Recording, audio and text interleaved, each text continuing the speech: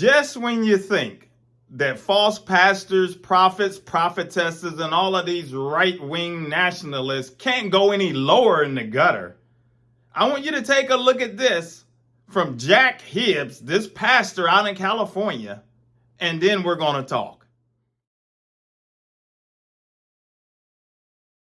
So severely depressed that he wrote his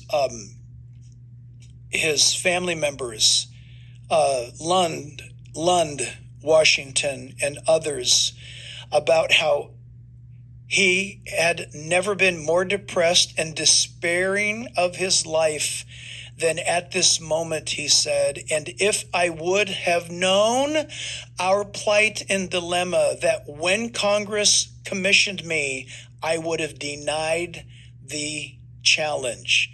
He said, if I had to do it all over again at that moment of depression, I never would have said yes to being general. You ever feel like that? Of course we do. But Washington hung in there because, listen, 5 a.m. every morning, Washington read his scriptures and prayed, according to Washington. And then when time allowed it, if they were not engaged in battle, he did it again at 10 a.m. George Washington. Incredible man of God, a man of destiny. That's why he's called the father of our nation. There's nobody like him ever. And if we were writing the Bible today, Washington would no doubt be included. And there you have it. This guy, if you want to take a moment and laugh, it's really hilarious and it's disgusting. This guy said that George Washington is such a great guy that if the Bible was written today, he would be included in it. Are you kidding me? In this clip, it's a very long, his little program, and he's talking about how great Washington is and all of the things he's done and talked about him with all of this stuff. A lot of is inaccurate. Some of it is inaccurate because he's trying to discredit many historians and other things that's been studied on Washington. And here he comes talking about this great guy that he would be included in the Bible. And first thing I thought when he said that is Hebrews chapter 11, the great chapter of faith, where Abraham is in there, Noah is in there, Enoch is in there. All of these people that died in faith and that had faith and that is listed in the book. And how will Washington be included in that? See, that's what these nationalist people are. They're so delusional and caught up with this American Christian ideology that it's just such, that the Constitution, everything was just so God sent and God founded, which is a lie. And here he is trying to compare to the mighty men of God and put Washington in there. Now, Washington had done some good things and all that, but the first thing I thought, look at this picture right here. And what you see right there is Washington's teeth. The word and rumor has always been that he had wooden teeth and all of that, which is not true. His teeth wasn't wooden. You know what his teeth was made out of? It was made out of pulled from poor people and slaves. And then he's got some cow teeth in there and something else, some ivory. And all of that all mixed in, and then it had a spring in there, and they hurt his mouth really bad because his original teeth, he used to crunch on walnuts and tore his teeth up. And this is his teeth set up with various people and all of that. And though we know that he had a heartfelt change towards slavery and all of that, but in reality, he didn't carry out anything because he sat there when he married, she had slaves, and then when she married, one of the slaves ran away, and he begged one of the slaves to come back, and all of this. And then even while he was on his deathbed, and he had his will going, and all of this, and he wanted the slaves to be free. But no, they had this stipulation. They could be free, but they had to remain with his wife. the rest of their life. So this is the guy that they're trying to put in the great book, which we call the Bible, and elevate him to a status of someone that is been called by God in such a way that he would be included in the Holy Scriptures. How ridiculous is that? You see what I'm talking about? These folks, I mean, even in watching, historians have tried to find this guy talking about all of this prayer and all of this stuff. Washington didn't even stay around to take communion half of the time. He always talked about going to church and all of this stuff, and they said he wasn't even there half of the time. And there's mixed messages, and he never talked about God or Jesus Christ. But somehow they make like these founding fathers. That's all they talked about.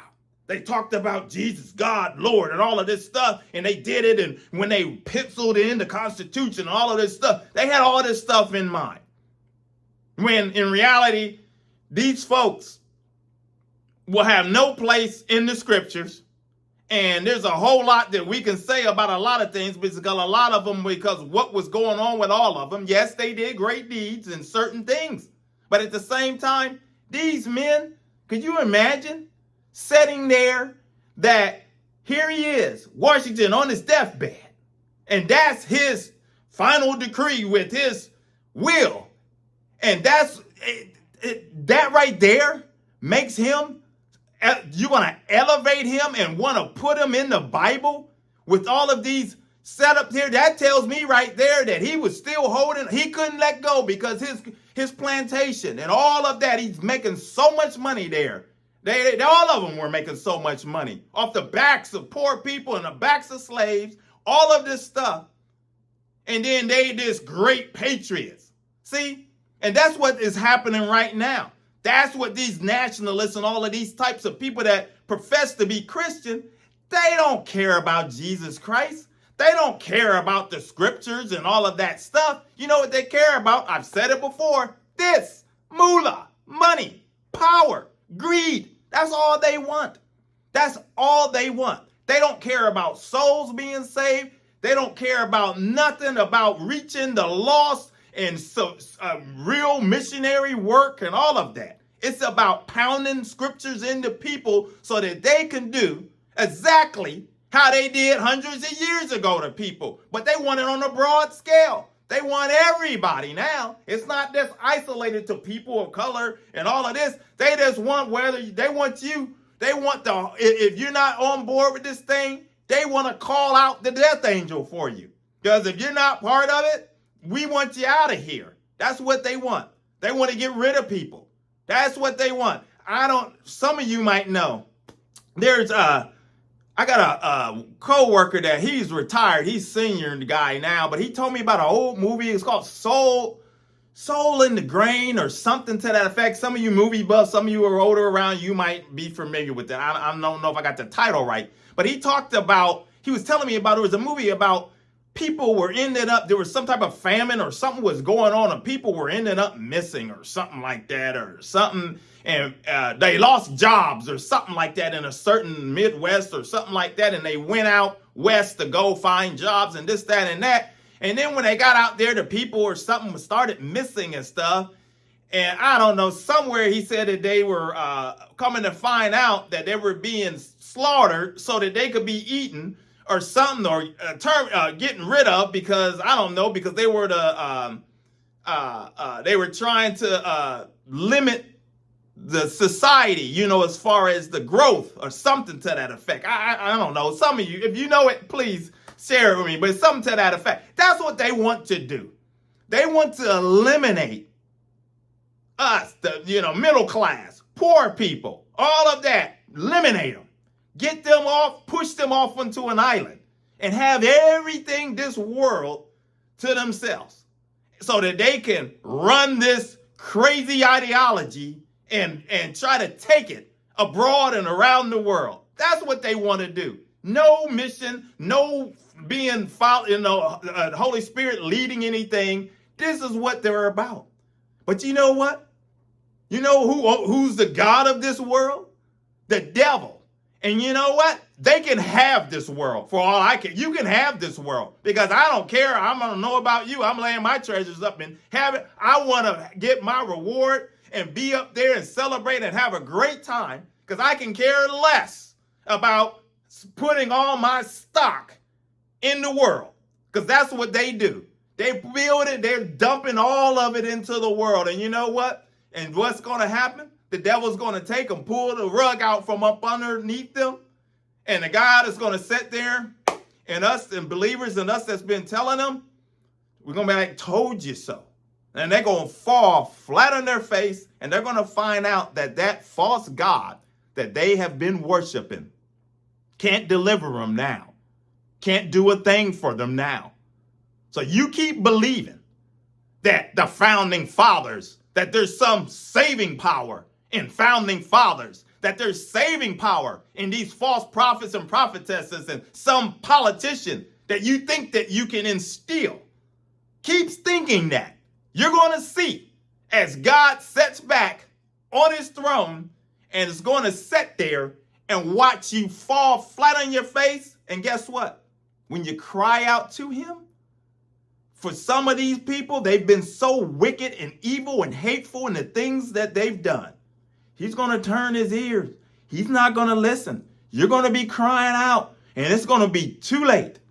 Just like in the days of Sodom and Gomorrah, just like in the days of Noah, it's going to be too late. The door is going to close on the ark, on that ship, for those of us that are on him, God's side, and these folks that have been worshiping and loving this world and people, it's too late. But you know what? On this channel, we continue to call it out. We continue to talk about issues the church run away from. Continue to punch Satan right in between his chops. Evangelism for God is the channel. My name is Maurice Braxton. If you're new, consider subscribing, hit like, coming along for the journey, because we'll keep marching forward. So until the next video, my friends, take care. God bless.